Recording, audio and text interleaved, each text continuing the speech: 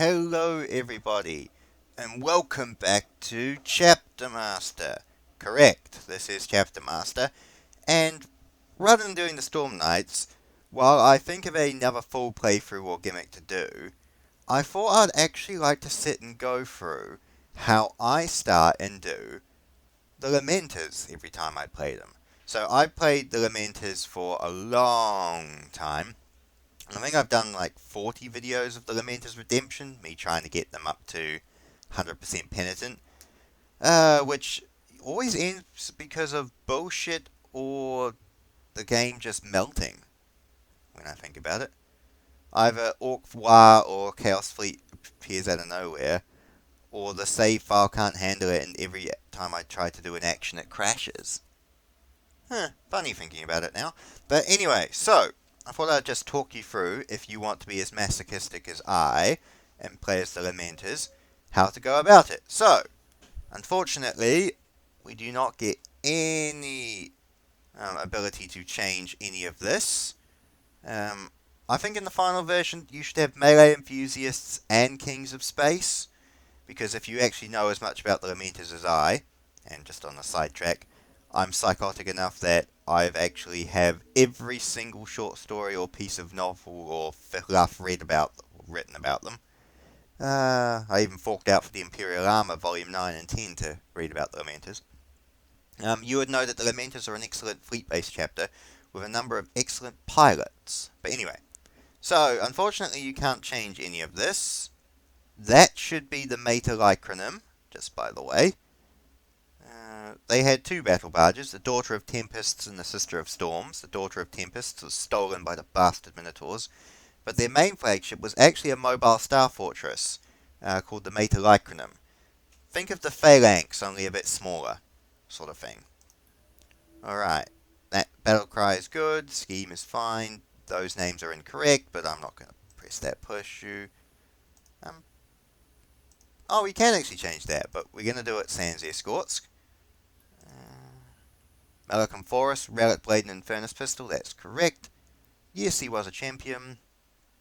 Alright, so, first thing, when you start the Lamenters, you have one battle barge, one frigate, and 4 escorts. Now that is bullshit.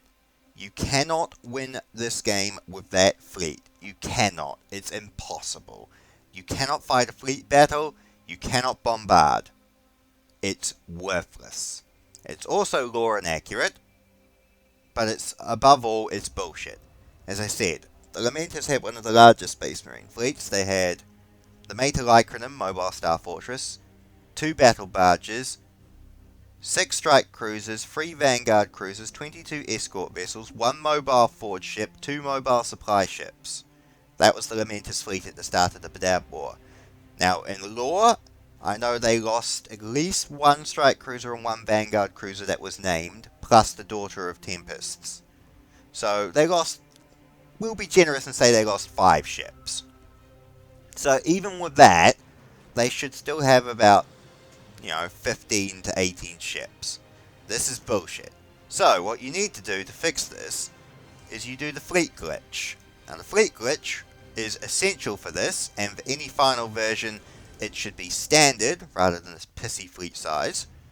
So what you do is you start a save. The next thing you do is go load and go restart game. Now this will reboot the game, and it will, let's just go all the way back through, and there you go. It gives you a standard fleet-based chapter fleet. See? Battle barge, 6 escorts, 6 frigates, 10 escorts. That is a human number, and something you can actually deal with. So that should be standard. That should be the standard fleet size they give to the Lamenters, not that pissy 5-ship garbage. So there we go. Alright. Also, in the final version, I'd love to see mobile star fortresses. Like, have them cost like 100,000 or something, like insane. But have them actually be a standard thing, because that'd be cool. Like the Phalanx, the the Raptorus Rex, the Metalycronym. A number of chapters actually had mobile star fortresses over their battle barges or anything. Anyway, so it begins. Now, first thing we need to do, as with all things, is you will want to load up your vehicles, as while raiding is going to be your most commonplace tool on the arsenal, it's always a wise idea to keep them anyway in case you need them. Diplomacy, 4th Company. Now, load them up into his Elegance. It's not a bad name for a vessel. Anyway, alright, so when starting any Lamenters playthrough, Orc worlds are your biggest priority. You need to look at the ones where there are no, see, that could be a potential threat. There are 2 moderate planets, but there's also a defense fleet above it, so they can hold out for a little. That is the biggest priority. Extreme Orc worlds are going to start generating Orc wars and battle fleets incredibly quickly. You also want to look for Orc worlds that are, there you go, banded close together, because they can boost off each other. So, immediate priorities would be Mortella Prime, and it would be Coriolanus.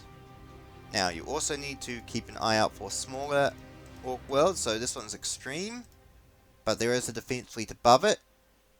And this one has double extreme, but there's Imperial Navy above it. So that can hold out for a few turns. So, I would ideally prioritize having one group head north and one group head south.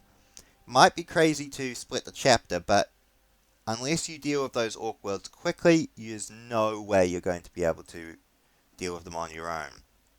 So, I usually split the chapter. I will send usually 4th Company off with a detachment to go deal with minor Orc worlds, pick up relics, artifacts, that kind of thing, while the remainder of the chapter will deal with the more extreme worlds. So, I like to promote my apothecaries, give them into their specific companies. So we will go 1st and 2nd Company, usually get one. You have to manually unload and reload some of these guys for the things you want. So we got his Elegance, then we're going to promote him to Apothecary 4th Company. There we go.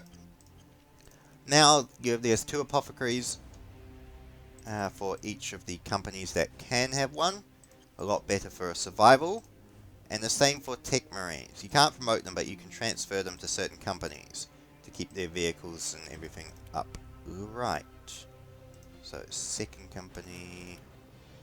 I usually just do 2, because you may as well keep some. Load into Diplomacy. Transfer to 3rd Company. And unload, reload. This is probably the most tedious part. Whenever I actually do my Lamenters Redemption videos, I tend to actually cut this part out. However, I thought it would be a nice idea to actually show you my thought processes in going about this. Now, unfortunately, with the Horus Heresy mod, there are no artifacts. If there were, I would keep a hold of them and actually give them to the Sisters of Battle once encountered, because augmenting your very tiny Astartes force with Sisters of Battle is actually the smartest thing you can do. Alright, I'm also going to unload them and reload them. I like to bring a few librarians along with 4th Company so they can do their thing. Now, next thing, you look at what you've got. So you've got 4 Psychic Hoods, and we have a look for Force Weapons, 4 Force Weapons. So, there's literally no reason you cannot just give Psychic Hoods and Force Weapons to your Librarians. It ups their damage and it mitigates their perils of the warp opportunities, which, because the Lamenters have shitty luck, is actually incredibly high compared to a lot of the other chapters. So, it's imperative that you get all the advantages you can get. So you can see Psychic Hood, minus 50% chance of perils of the warp, which is something that is incredibly necessary. Now, give them Force Weapons. And we shall also give them psychic hoods. So, now we don't have any left in the vault, but personally, you're not going to be doing a crap load of recruiting, so it's actually wiser for you to all have psychic hoods and force weapons equipped when possible. Right, what else have we got on the agenda? Oh yes, weapons and recruitment setup. So, as I said, with all things, I like to buy myself. So you see, you don't actually have much money to start with, but 20 chain axes, about 10 flamers, 10 storm bolters, combi flamers. I like to get them anyway for fun. I also like to get, let's see how many heavy bolters we've got. Got plenty of heavy bolters. Flamers are melter guns. They're a bit more expensive, so I'll only usually give one to each company. Alright, so now power swords or power axes, I do like the idea of giving them, but at early stage when you've got not much money, it's better to just go for chain axes to augment your forces, because they do 20 more damage, but they're more cost effective. So we want to go no. How about no? There we go. So if we just select that squad, re-equip them with chain axes. Boosh. Now, it doesn't really matter who you give them to, but I like to give them to as standard. We want to give them... Oh, poo. That's the other problem. Plus those guys, we want to take away their chainswords and give them back their bolters. Alright, that's better. Alright, well you get the idea. Oh, for God's sake. Ah, the rabble flabble. Right, I want a flamer and a chainsword. This isn't that actually hard. Right. I'm not going to faff about with that all the time, but basically, I will do 2 flamers, 2 combi or 2 flamers, 2 combi flamers, and 1 melter gun per company, all the way across. It just gives them a better range of an arsenal, which is good early on when you're going to be fighting a lot of different foes. Also, something else I do, which is a bit uncommon, but I actually think it really works well, especially for first company, is I will actually designate the last company, or the last squad of first company, as unofficial devastators. When you're going to be needing to land first company on planets to mop up any force bigger or smaller than sparse, because you need them to get that 90 XP to be able to equip them with Terminator armor. So landing them individually, or landing the company by itself on planets, allowing them to fight sparse or tiny forces just first company by themselves, is actually a good way of leveling them up efficiently. So 5 heavy bolters, and I sometimes leave it at that if I'm feeling lazy, but we may as well just equip them with some more heavier firepower. So don't have any missile launchers, we've got las cannons. Cool. So I will just show you how I like first company to look like. Bolter, flamer. Alright, bolter for combi flamer.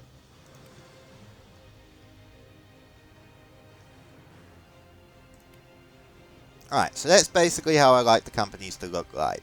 So, also, how much decent armor have we got on stack? We've got no suits of Mark 4, no suits of Mark 6, 1 suit of Mark 8. I will give the Captain Mark 8, which frees up a suit of Mark 6, which I can then give to, say, the 4th Company Captain. There's a lot of hand-me-downs when you're playing as the Lamenters, but you need to augment what little equipment you've got.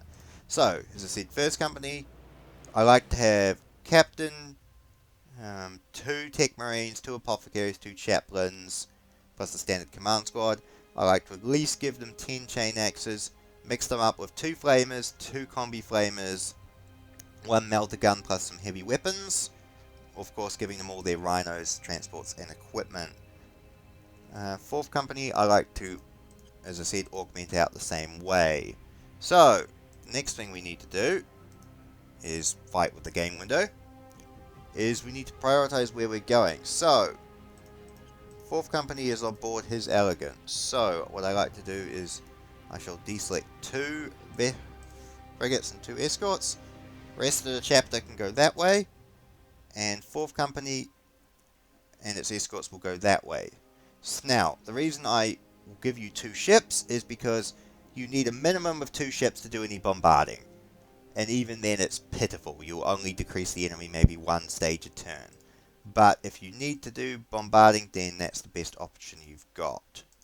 Again, see an artifact, so it's good just to select a couple guys from 4th company to go down. Take the artifact. And it's a good idea because you can maximize the amount of artifacts or STC fragments you're finding on your travels.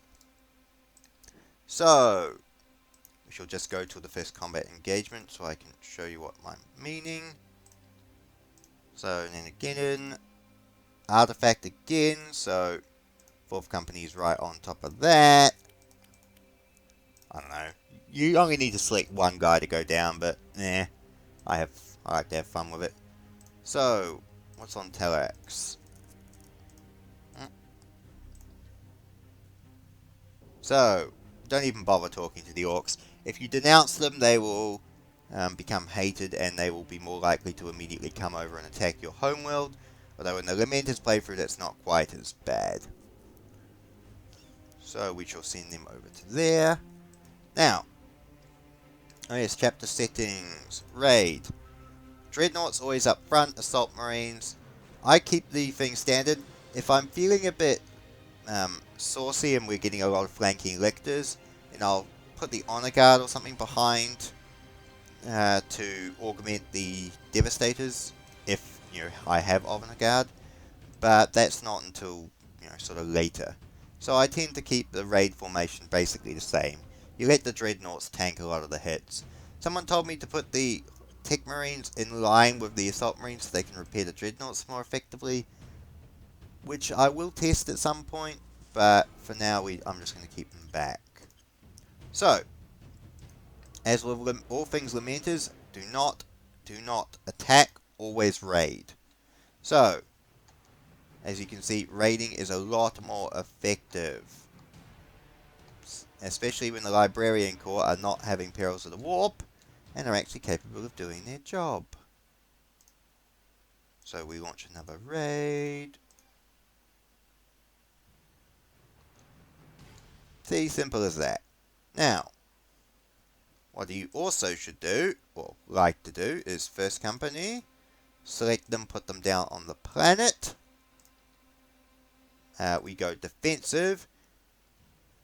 Now, this is the rhinos provide a kill screen, but they don't actually take a lot of the kills. And this basically will allow your 1st company to level up so you can get them Terminator armor more efficiently. Exclude the wounded, of course. Local forces. See, having those heavy bolters and devastator marines actually gives you a longer range firepower. So now, load back up to the battle barge, and as you can see, if you look, some of them have already got 81, 82 XP, so they've gained 2 XP already in their first battle, and you only need to give them 10 more experience to get them to have Terminator armor. So that's actually a wise tactic to do. Other things to note. Artifacts, again, is if you've got your artifacts away with your Splinter Fleet, then the Inquisition don't actually inspect them, which is something I learnt in a good way. But despite that, either building a secret artifact or I've learned if you just give them to the Inquisition the turn they first make contact with you, you won't get any penalizations, which I'm looking forward to trying, so I can save 1,500 bucks on having to pay for secret arsenals all over the place. Always augment your forces with Sisters of Battle, that's the wisest solution. And remember caution, you need to be fast to kill the orc worlds, but if you kill all of the orc worlds too quickly, then they'll start spawning orc wars or chaos fleet. So it's not a stupid idea to leave maybe like one orc world of tiny orcs to, that will prevent orc wars from spawning. That way you can kill Tyranids, get artifacts, and just poke about the place. I've never actually gotten the Lamenters off their Penitent. I think the highest I ever got was 70, but there you go. So, that's my handy tips for starting out a playthrough of the Lamenters. So, apologies this isn't a full playthrough or anything, I just wanted to make something while I think of what I actually want to do, or the next playthrough idea I have to think of. But until then, I shall say cheery bye everybody, and I shall catch you all again another time.